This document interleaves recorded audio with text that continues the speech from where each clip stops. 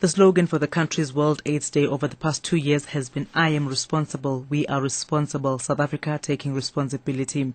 This year, individuals have been encouraged to each play a part. Deputy Chairperson of the South African National AIDS Council, Mark Haywood, says individuals are currently not doing enough to stop new HIV infections. One of the things that we're still getting wrong is at an individual level.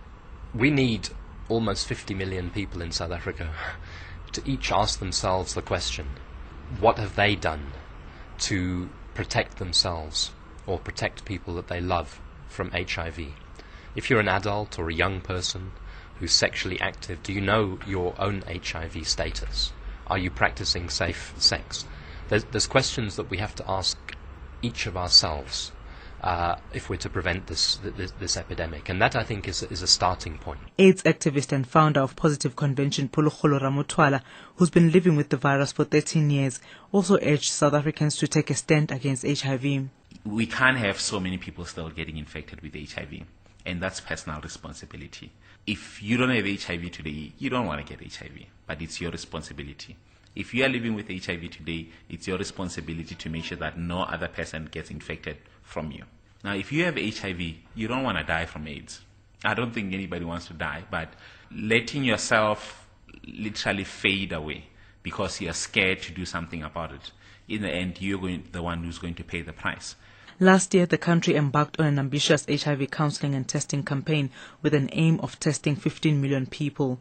Just over 11 million were tested, but many more still don't know their HIV status.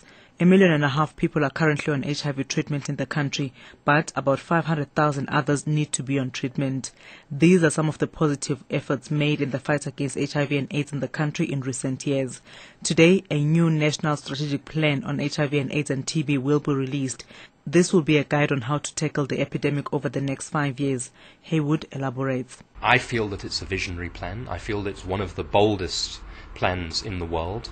And I think that we can, as a society, congratulate ourselves that we have kept the vision and the ambition of trying to stop this epidemic and to trying to stop the TB epidemic.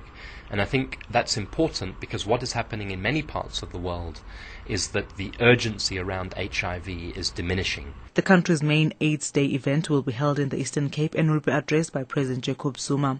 I'm Thabile Maphanga for SABC News in Johannesburg.